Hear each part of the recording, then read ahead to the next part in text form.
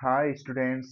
हम लोग सॉल्व कर रहे हैं क्लास 12th 2023 का इंग्लिश पेपर, जिसका कोड है 316ZY। अब इसमें हम सेक्शन बी सॉल्व करने वाले हैं। सेक्शन ए शायद आपने देख रखा होगा, नहीं देखा है तो एक बार देख लीजिए जाकर। Right an article on any one of the following topics in about 100 to 150 words. तो टॉपिक्स देख लीजिए 2023 में कौन कौन से टॉपिक्स आए हुए थे। Did India succeed in dealing with the pandemic, तो ये कोरोना वायरस के बारे में पूछा जा रहा है। तो अभी तो ये इम्पोर्टेंट रहा नहीं, ये उस दौर में इम्पोर्टेंट था।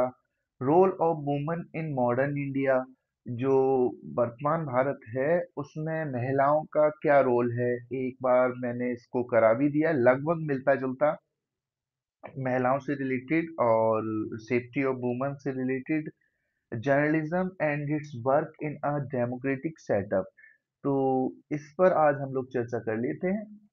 जर्नलिज्म, जर्नलिज्म मतलब पत्रकारिता, and it's work in a democratic setup. तो यहाँ पर इस चीज को हम देखेंगे और अच्छी तरीके से समझेंगे। नेक्स्ट जो आपका लेटर दिया है, write a letter to your younger brother warning him against some of his undesirable companions. तो एक जो लेटर है आपका, आपका जो छोटा भाई है उसको आपको चेतावनी देनी है कि जो कुछ ऐसे कंपेनियंस हैं उसके जिनके साथ उसे नहीं रहना चाहिए, है ना, वो उनके साथ रह रहा है। अनडिजायरेबल मतलब इच्छा नहीं है, या फिर पीयर प्रेशर जिसे कहते हैं ना, उससे बचने के लिए यहाँ पर सजेशन दिया जा रहा है। साथियों को जो साथ रखते हैं आप और बहुत सारे कार्य ऐसे कर लेते हैं जो नहीं करने चाहिए, तो उसी का सजेशन यहाँ पर मांगा जा रहा है, तो आपको देना है। आगे है write an application to the principal of your college requesting him to organise annual sports in time. तो जो एनुअल स्पोर्ट्स मतलब साल में एक बार होने वाले जो खेल हैं आपके, उसको ऑर्गेनाइज करने के लिए प्रिंसिपल के लिए एक लेटर लिखना है। इस पे हम चर्चा करेंगे, तो आप देखते रहिए, बने रहिए हमारे साथ सही तरीके। तो फर्स्ट ऑफ ऑल ले लेते हैं article on roll of journalism in a democratic setup. तो जो डेमोक्रेटिक सेटअप है ना, उसमें जर्नलिज्म जो पत्रकारिता है उसका क्या क्या भूमिका है। तो journalism plays a vital role, journalism एक बहुत महत्वपूर्ण भूमिका निभाती है इन अ डेमोक्रेटिक सेटअप, जो प्रजातंत्र है उसमें। सर्विंग एज द वॉचडॉग, ये एक तरीके से एक प्रहरी का काम किया करती है, that holds those in power accountable, और जो लोग अभी सत्ता में हैं उनको इस कोई भी कार्य अगर होता है तो उसके लिए जिम्मेवार ठहराती है। And provide citizens with the information, और जो नागरिक हैं हम जैसे लोग उन सभी को सूचना प्रदान करती है। They need to make inform decisions. अब जो जर्नलिज्म करने वाले लोग होते हैं, पत्रकारिता करने वाले लोग होते हैं, उन लोगों को इन्फॉर्म डिसीजंस लेने पड़ते हैं ना। तो क्या चीज दिखानी है, क्या चीज नहीं दिखानी है।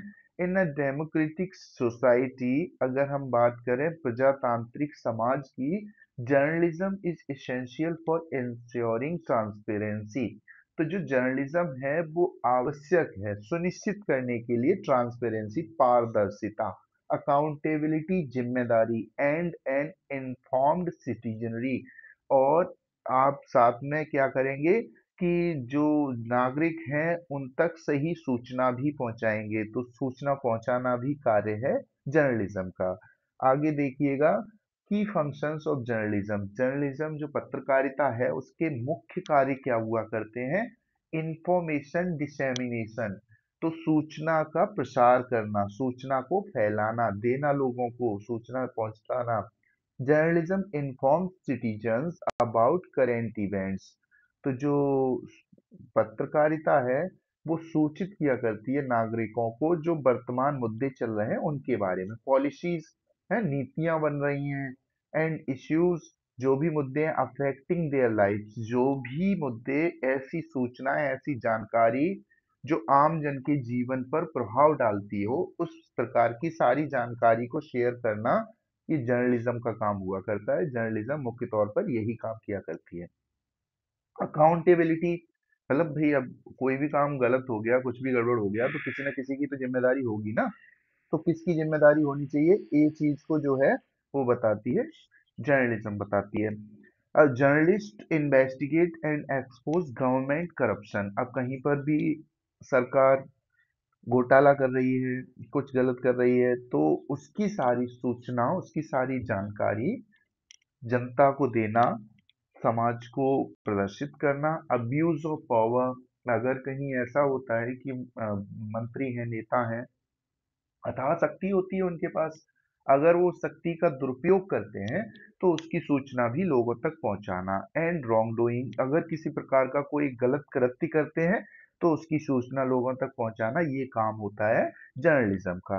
पब्लिक फोरम, सामान्य जो आमतौर पर लोगों के साथ जो भी आवश्यक सूचना है, सार्वजनिक मंच कहलाता है ये public forum. Journalism provides a platform for diverse perspectives. अब अगर कोई जर्नलिज्म में है तो भाई उसके लिए तो पूरा का पूरा संसार खुला हुआ है, हर चीज को जाकर वो बारीकी से करीब से देख सकता है। तो जो पत्रकार होते हैं वहां पर भी इन लोगों को एंट्री मिलती है जहां आमजन को जाने के लिए मना कर दिया जाता है।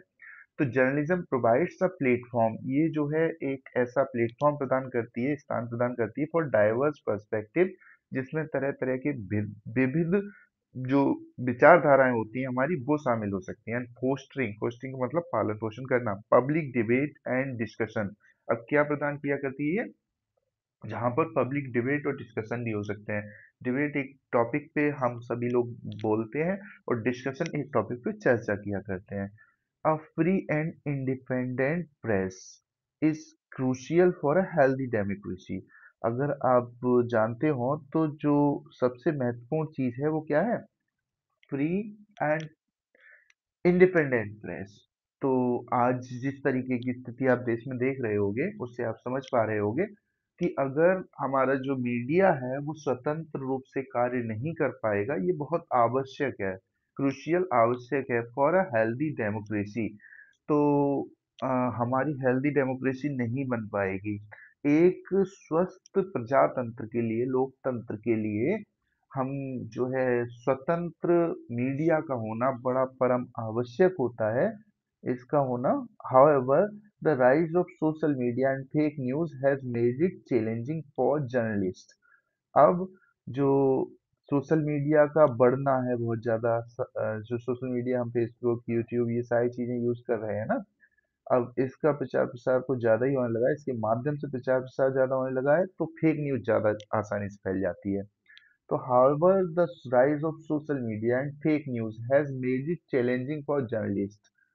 क्या हुआ है, जो जर्नलिस्ट हैं उनके लिए सोशल मीडिया ने ना सही न्यूज़ लोगों तक लाना और ज़्यादा चुनौतीपूर्ण बना दिया है। जर्नलिस्ट कई बार खुद ही कंफ्यूज हो जाते हैं, क्योंकि सोशल मीडिया पे जो गलत न्यूज़ है एडिट करके इस तरीके से प्रचारित प्रसारित की जाती है कि वो बिल्कुल सही जैसी लगती है। इस वजह से जर्नलिस्ट का काम थोड़ा और टफ हो गया है to perform their duties effectively. इसलिए वो अपनी जो ड्यूटीज हैं, कर्तव्य हैं, उन्हें प्रभावी ढंग से नहीं निभा पा रहे।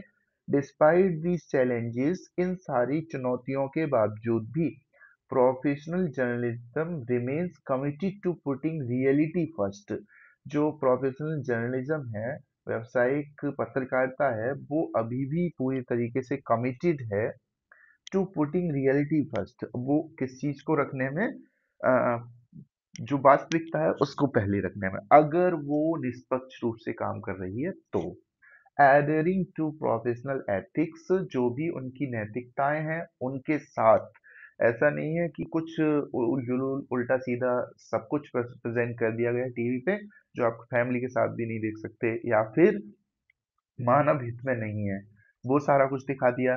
पहले इस चीज की हम बात कर चुके हैं, वो ही चीजें ज्यादा महत्वपूर्ण हैं मीडिया को जनता के सामने प्रेजेंट करना, जिससे जनता की भलाई हो, है ना, या जनता के लिए कुछ गलत हो रहा हो, तो उन सारी चीजों की जानकारी देना मीडिया का काम होता है। तो एडहेरिंग टू प्रोफेशनल एथिक्स, तो इसमें ये भी दिया जाता है कि जब भी काम कर रहे हों जर्नलिस्ट, तो उन्हें अपने नैतिक कर्तव्यों का विशेष ध्यान रखना है, उससे अलग होकर कार्य नहीं करना है। And providing accurate and reliable information to the public, और क्या प्रोवाइड करना है, सच्ची बिल्कुल विश्वसनीय सूचना टू द पब्लिक, लोगों को, है ना। In a democratic setup journalism is not just a profession. अगर हम डेमोक्रेटिक सेटअप में देखें तो जो जर्नलिज्म है वो केवल एक व्यवसाय नहीं है भाई, बट अ नेसेसरी इंस्टीट्यूशन, बल्कि एक आवश्यक क्या है, इंस्टीट्यूशन है। इंस्टीट्यूशन का मतलब क्या होता है, एक संगठन कह सकते हो, या फिर हमारा इंस्टीट्यूशन तो संविधान भी है ना। तो that ensures the functioning of democracy itself, ये सुनिश्चित किया करता है द फंक्शनिंग कार्यप्रणाली ऑफ डेमोक्रेसी, लोकतंत्र की सेल अपने आप में। तो लोकतंत्र किस तरीके से कार्य करेगा, ये चीज जो है वो किसके माध्यम से भी सुनिश्चित की जाती है, जर्नलिज्म के माध्यम से, क्योंकि हम तक तो वो ही सूचना पहुंचती है जो मीडिया हम लोगों को बताती है। तो इस चीज का कुछ जो नेता लोग हैं वो गलत फायदा भी उठा लिया करते हैं, बट जो सही कार्य है जर्नलिज्म का वो ये है कि जो कुछ भी मानव हित में जरूरी है वो सारी सूचनाएं लोगों तक पहुंचाना। तो that's done.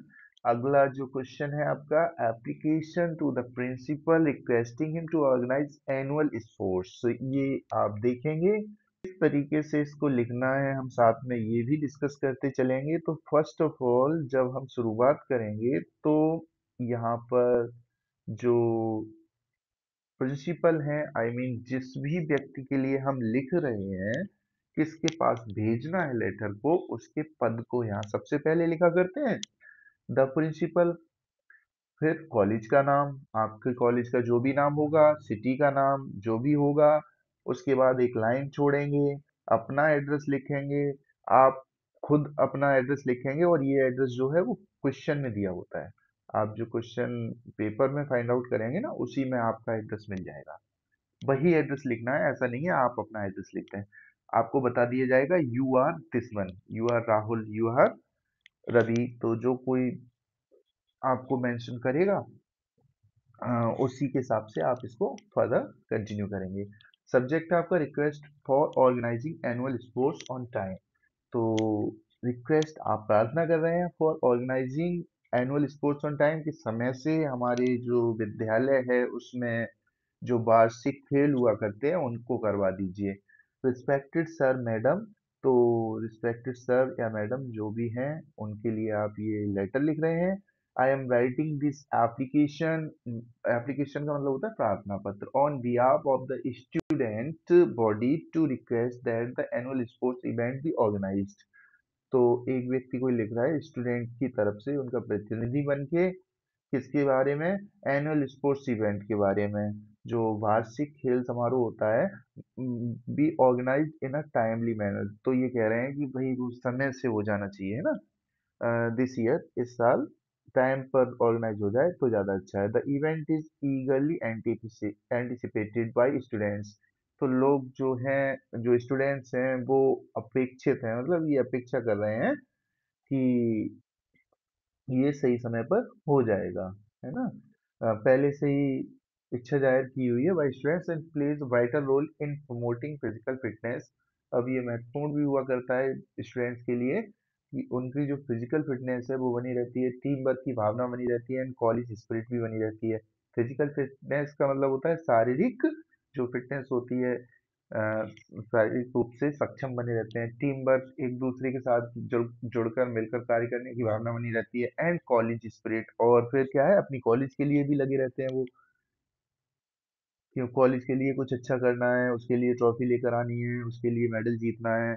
In previous year delays has resulted in overlapping with exams, पिछली बार थोड़ा ज़्यादा लेट हो गया था ये गेम वगैरह, है ना, तो उसकी वजह से ओवरलैपिंग विद एग्जाम्स, इधर एग्जाम्स आने वाले थे उधर गेम चल रहा था, तो बच्चे एंड अदर इम्पोर्टेंट इवेंट्स, और भी कुछ महत्वपूर्ण जो कार्यक्रम थे वो चल रहे थे, affecting participation and enthusiasm.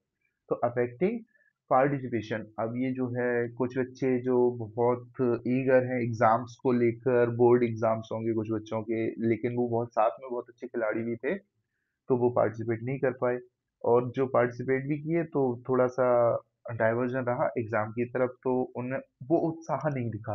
We kindly request that the sports week be scheduled, हम तो आपसे ये प्रार्थना कर रहे हैं कि एक स्पोर्ट्स वीक डिक्लेयर कर दो, उसमें केवल क्या होंगे, खेल होंगे, scheduled मतलब एक निर्धारित कर दिया जाए and conducted within the first 2 months of the academic year।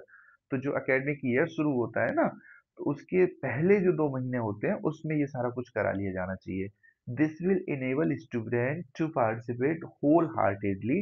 ये विद्यार्थियों को योग्य बना देगा कि पूरे दिल से वो खेल पाए and allow sufficient time for preparation। और फिर क्या है, तैयारी के लिए भी पर्याप्त समय मिल जाए। We assure our cooperation and support in making the event successful। हम पूरी तरीके से सुनिश्चित करते हैं, हमारा आपको पूरा सहयोग मिलेगा। And support in making the event successful. हम जैसे भी संभव होगा इस इवेंट को सक्सेसफुल, सफल बनाने की कोशिश करेंगे। Thank you for considering our request. हमारी रिक्वेस्ट को ध्यान देने के लिए आपका बहुत बहुत धन्यवाद। योर सिंसियरली, आपका आज्ञाकारी, ये कह सकते हैं आप। योर नेम से मतलब है जो पेपर में दिया गया नेम होगा वो लिखेंगे। क्लास अगर वहाँ मेंशन करने की आवश्यकता हो तो आप कर दीजिएगा। और यहाँ पर आप एक लाइन छोड़ दीजिएगा। जब पैराग्राफ चेंज करते हैं तो एक नई लाइन से शुरुआत किया करते हैं। और ये इस तरीके से आपका कंप्लीट हो जाएगा। अगर आपको वीडियोस पसंद आती हैं तो just like share and subscribe. Thank you very much.